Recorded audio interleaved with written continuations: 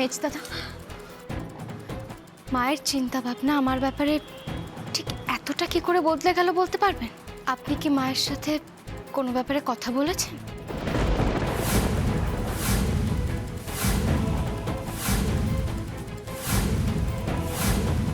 বড় বৌদি, আমি বলছি শোনো, এই মেজ দাদাই না মায়ের কানে আজ বিষ ঢেলেছে। দেখলে না তখন ঘরে গিয়ে আমাদের বার করে দিল। এত কনফিডেন্স শ্যামা পাচ্ছে কোত্থেকে? কিছু জেনেছে নাকি আমার ব্যাপারে?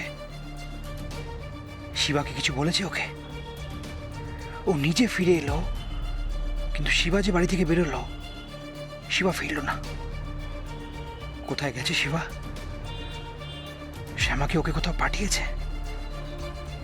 শিবা কি শ্যামার কাছেই কোথাও গেছে নাকি? কিছু বুঝতে পারছি না।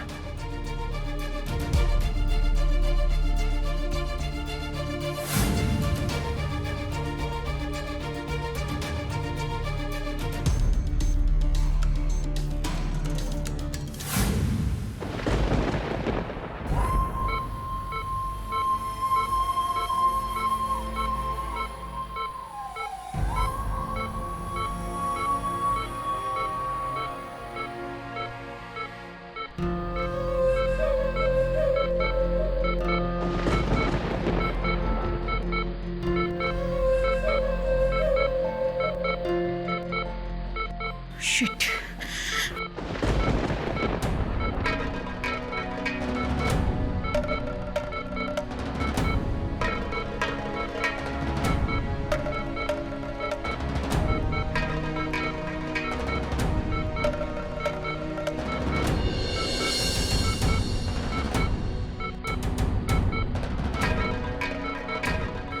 বাবার পালসটা বোধহয় কমে যাচ্ছে। সেটাই তো দেখছি। কি হবে তাহলে?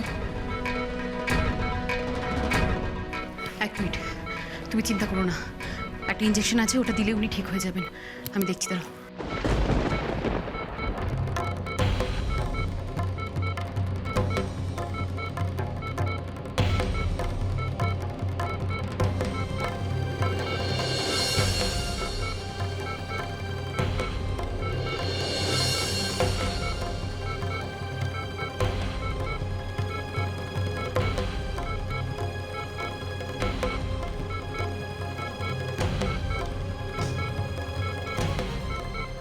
কিসের ইঞ্জেকশন এটা? মা তো কিছু বলে যায়নি আমাকে। এই মেয়েটা কোনো গন্ডগোল করছে না তো? ওকে তো ঠিক মতো চিনিও না আমি। ওর সম্বন্ধে কিচ্ছু বললো না। যদি বিশ্বাসঘাতকতা করে, যদি এটা ভুল কোনো ইঞ্জেকশন হয়, তাহলে তো বাবার...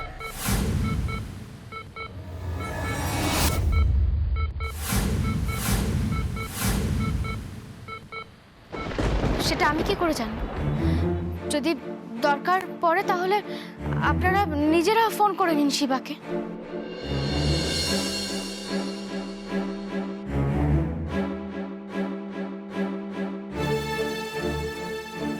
হ্যাঁ, আমি আমি এইটুকুই জানি যে শিবা নিজের দরকারে বাইরে গেছে, আমাকেও এইটুকুই জানিয়ে গেছে। কিন্তু কিসের জন্য গেছে, কি কারণের জন্য গেছে, বা কোথায় গেছে, আমি সেসব কিছু জানি না।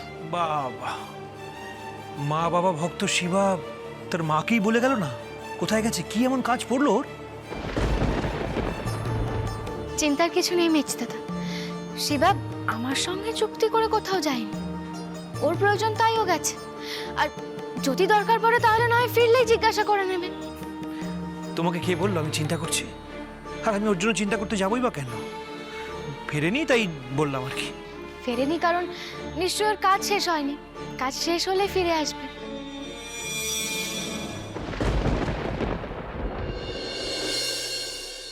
এতটা কনফিডেন্টলি কি করে বলছো শ্যামা? তুমি কি ওকে কোনো কাজে পাঠিয়েছো? না মানে তুমি যদি ওকে কোনো কাজে না পাঠাও, ওর হঠাৎ করে কি এমন কাজ পড়লো যে এত ব্যস্ত হয়ে পড়লো? শ্যামা, কি ব্যাপার শ্যামা? তুমি কি কিছু লুকোচ্ছ আমাদের থেকে? না মানে নিখিলের ব্যাপারে কিছু জানতে পেরেছো? হ্যাঁ, জানতে পেরেও আমাদের থেকে লুকোচ্ছ নাকি? অশোক, আমি কিন্তু একটা ব্যাপার কিছুতেই বুঝতে পারছি না।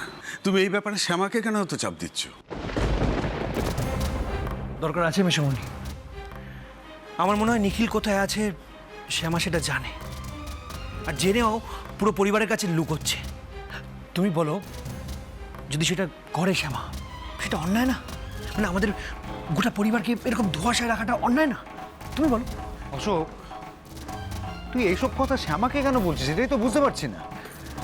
বড়দা ভাই, তুই না খুব ভালো মানুষ, তুই এসব জটিলতা একদম বুঝিস না। সত্যি এসব কমপ্লিকেটেড লোকেদের মাথায় কি ঘোরে তোর কোনো আন্দাজ নেই। হ্যাঁ, তুই বিশ্বাস কর, শ্যামা যেটা করছে একদম ঠিক করছে না, ভুল করছে। তাই জন্যই তো বলছি। শ্যামা, তুমি প্লিজ চুপ করে থেকো না। আমি যে প্রশ্নগুলো করছি উত্তর দাও প্লিজ। মায়ের অবস্থা দেখছো তো, মা ভেঙে পড়ছে কিন্তু। যাও, মাকে কি সত্যি কথাগুলো বলো, আর মাকে একটু সামলাও। যাও যাও প্লিজ।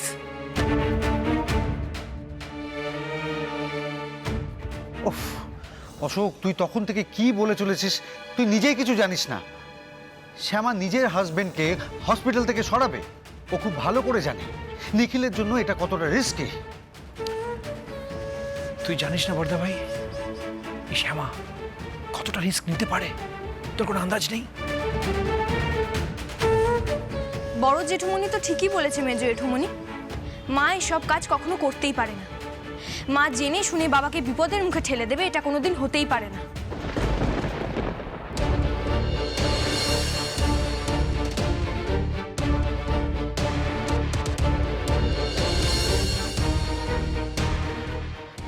আর তাছাড়া বাবাকে যদি মা হাসপাতাল থেকে সরাতো, তাহলে তো মা এই বাড়িতে এনেই বাবাকে রাখতো, কারণ বাবা তো এই বাড়িতে সব থেকে সেফ।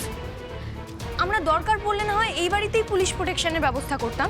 এক্স্যাক্টলি, বাবাকে যদি এই বাড়িতে এনে রাখা যায় তাহলে তো আমরা পুরো বাড়িটা পুলিশ দিয়ে প্রোটেক্ট করতে পারি, কিন্তু তার জন্য তো আসল মানুষটাকে দরকার।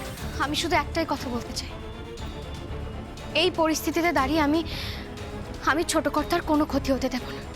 আমি ঠিক ছোট কর্তাকে খুঁজে বার করবই।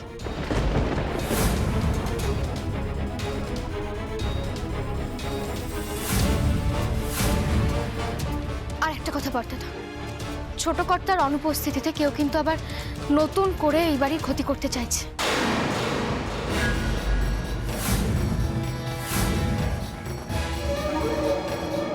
শ্যামা, আচ্ছা তুই ঠিক কি বলতে চাইছিস বলতো?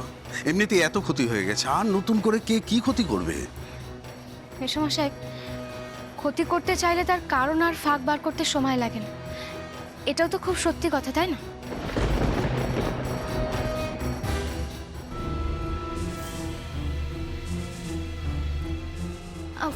বর্দাদা, বলছি, এই যে আমাদের বাড়িতে হঠাৎ করে রেড করতে আসলো, তারপরে যে ভুয়ো নথিপত্র পাওয়া গেল, এই ব্যাপারে কোনো খোঁজ পেয়েছেন? আপনি খোঁজ লাগিয়েছেন? হ্যাঁ শ্যামা, আমি অফিসারদের সাথে কথা বলেছি এটা নিয়ে। কি বললেন ওনারা? অফিসাররা আমাকে জানিয়েছেন যে ইনভেস্টিগেশন চলছে, আর পেপারসে গরমিল না পেলে আমরা সেফ, আমাদের নামে কোনো কেস হবে না। দেখো, আমি বিশ্বাস করি যে ওই কাগজে কোনো ভুল ওরা পাবে না, কাগজপত্র সব ঠিক আছে, হিসাবে কোনো গরমিল পাবে না ওরা। আমারও তাই বিশ্বাস। অফিসার আমাকে বলেছেন 2-1 দিনের মধ্যেই সবটা আমাকে জানিয়ে দেবেন, আর কিছু সমস্যা হলে আমাদেরকে গিয়ে কথা বলতে হবে, না হলে আমরা বাজে ঝামেলায় ফাঁসবো।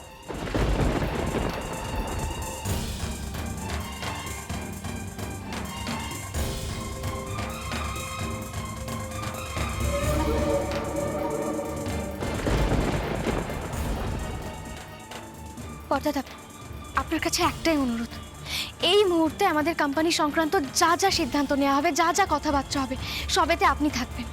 আপনার চোখে দিয়ে যেন কিচ্ছু না হতে পারে, মানে একটা মাছিও যেন না গলতে পারে। বর্দাদা, আমি হাত জোর করে অনুরোধ করছি, এইটুকু খেয়াল রাখবেন আপনি। তুমি চিন্তা করো না শ্যামা, আমি সবটা সামলে নেব। তুমি মায়ের খেয়াল রাখো। নিখিলের ফিরে আসাটা ভীষণ জরুরি। নিখিল ফিরে আসলেই মা আবার স্বাভাবিক আচরণ করবে। শ্যামা, তুমি প্লিজ মায়ের উপরে অভিমান করে থেকো না, আর এই বাড়ি থেকে চলে যাওয়ার কথা তো একদম বলবে না। তোমার কি সত্যি মনে হয় তুমি এই বাড়ি থেকে চলে গেলে আমরা ভালো থাকবো, মা ভালো থাকবে? তা কিন্তু একদম না। আমি এখন অফিস যাচ্ছি শ্যামা। বরাবর যেমন তুমি এই পরিবারটাকে আগলে রেখেছো, তেমনভাবেই রেখো। সেই ভরসা নিয়ে কিন্তু আমি বেরোচ্ছি। বড় দাদার কথা অমান্য করো না।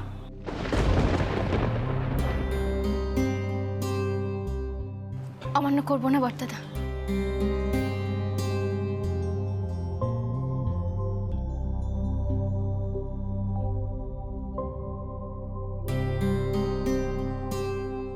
আমি আসি।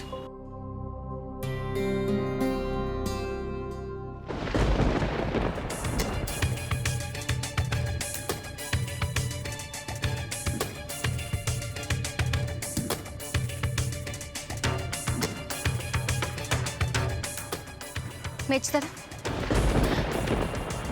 আমি আপনার ঠিক কি ক্ষতি করেছি বলতে পারেন?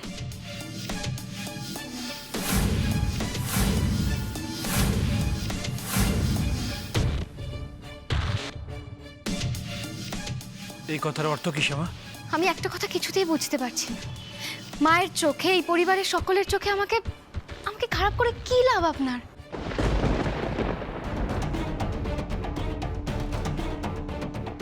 শ্যামা, তোমার মনে হয় কোথাও ভুল হচ্ছে। তোমার সঙ্গে আমার যে শত্রুতা ছিল তা এখন আর নেই, পুরোটাই এখন অতীত। আমি আমি এখন সাধনার পথে হাঁটছি। আমি এই জটিলতার মধ্যে থাকতে চাই না। আমাকে এসব কথা একদম বলো না। জটিলতা যে কি সৃষ্টি করছে সেটা যে সময়ই বলবে মেজদাদা।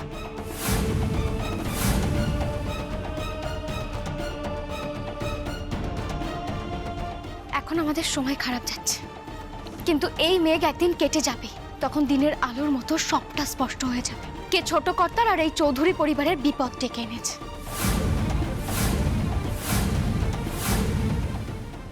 মা, তুমি কত শক্ত হয়ে কথা বলছো। এই বিপদের দিনে যে শক্ত হয়ে দাঁড়াতে হয় রে মা, কারণ যে সয় সে রয়। যাক, আমি এখন একটু মায়ের ঘরে যাচ্ছি, আমার কিছু কথা আছে। এখন যেন কেউ মায়ের ঘরে না আসে।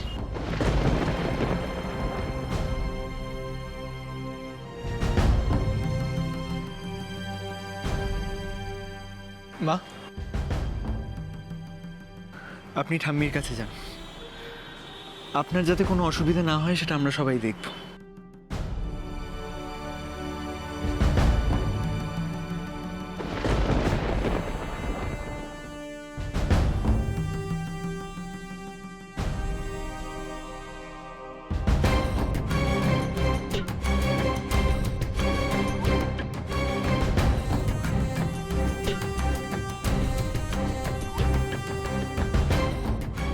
মনে হচ্ছে শিবাকে শ্যামাই কোনো কাজে লাগিয়েছে। এটা কি সম্ভব? নিখিল কোথায়? শ্যামা নিশ্চয়ই জানে। ওর চোখ মুখে সেটা পরিষ্কার। নয়তো এত আত্মবিশ্বাসী কি করে হচ্ছে ও? শিবা নিশ্চয়ই নিখিলের কাছেই আছে। তাহলে এখন আমি কি করব? আর ওই অমরেন্দ্র চক্রবর্তী নামের লোকটা নিখিলের খোঁজ কি করে পাবে? কি করে মারবে ও নিখিলকে?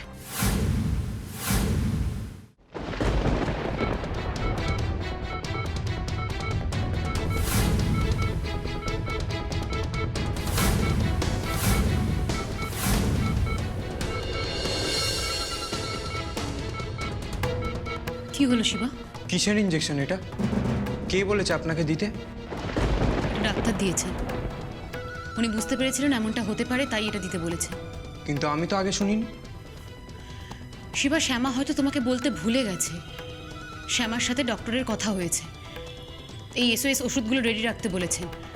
তুমি আমাকে বিশ্বাস করতে পারো, ডাক্তারকে এই লোকেশনটা জানানো হয়নি, তাই আমি ইঞ্জেকশনটা দিয়ে দিচ্ছি।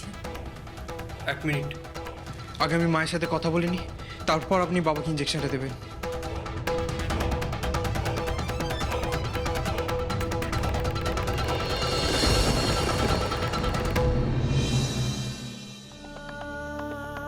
দেখছো দেখছো তোমার সুজাতাকে একা অসহায়, খুব ভালো লাগছে তো।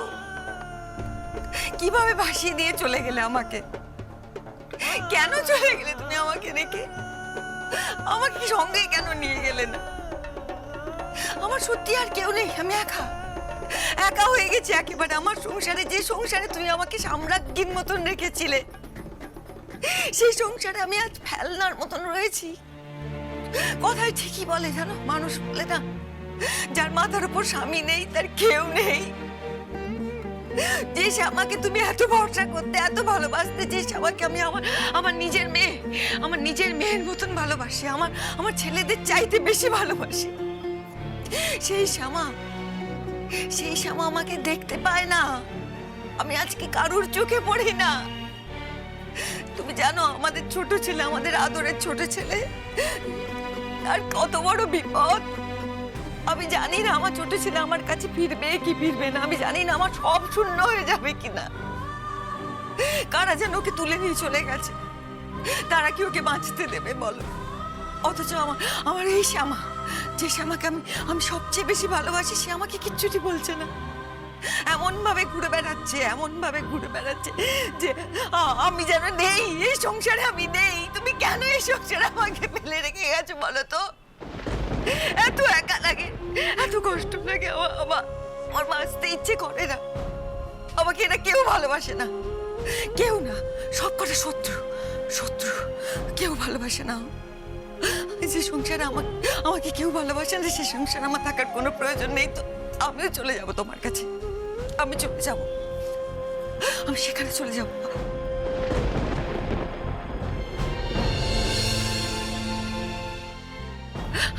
আমাকে তুমি ভালোবাসছো তো, আমি তোমার কাছে চলে যাবো। আমাকে কেউ ভালোবাসে না, আমার শ্যামা আমাকে ভালোবাসে না, বিশ্বাস করো।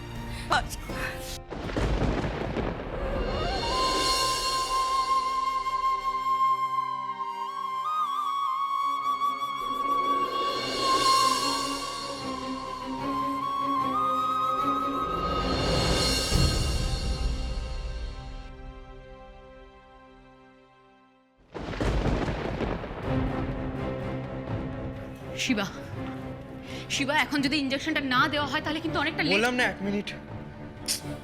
মা তো ফোনটাই ধরছে না। শিবা, তুমি দুশ্চিন্তা করো না। শ্যামার সাথে আমার সব কথা হয়েছে, উনি আমাকে সবটা বুঝিয়ে দিয়ে গেছেন, আর উনি আমাকে ভরসা করেন বলেই এই দায়িত্বটা দিয়েছেন, আর আমি ওনার ভরসা রাখবো। তুমি চিন্তা করো না। কিন্তু বাবার হঠাৎ করে এরকম হলো কেন? এতক্ষণ তো ঠিকই ছিল। এতটা রাস্তা জার্নি করে ওনাকে আনা হয়েছে, ওনার উপর দিয়ে অনেক ধকল গেছে, তাই হয়তো ওনার শরীরটা খারাপ হয়েছে। তাছাড়া ডক্টর আগে থেকে বুঝতে পেরেই আমাকে কিন্তু এই ওষুধটা প্রেসক্রাইব করেছে। কিছু মনে করবেন না, বুঝতেই তো পাচ্ছেন যে কতটা বিপদের মধ্যে আছি।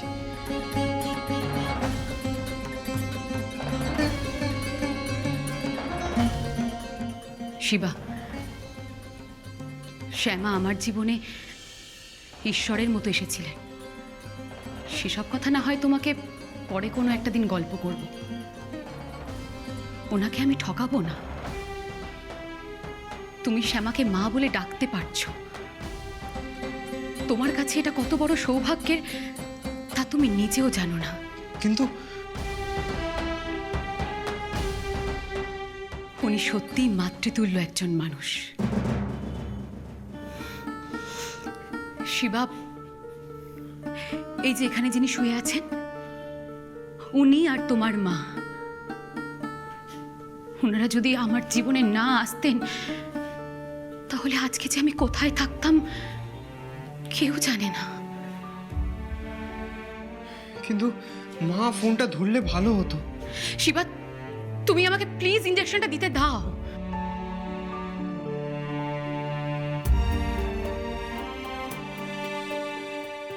কি করে ইনজেকশনটা দিতে দিই মায়ের সাথে কথা না বলে?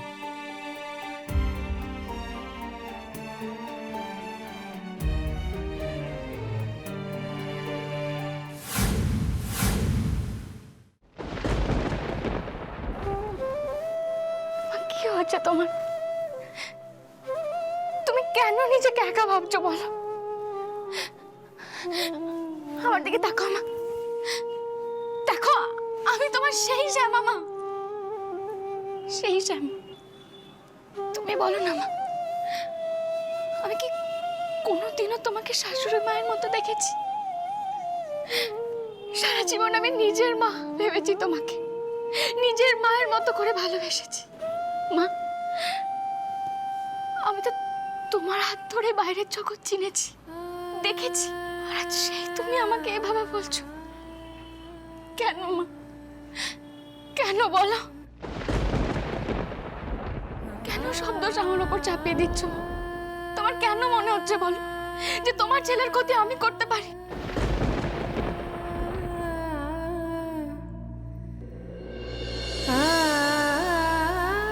তুমি তো সব সময় আমার পাশে থেকেছো,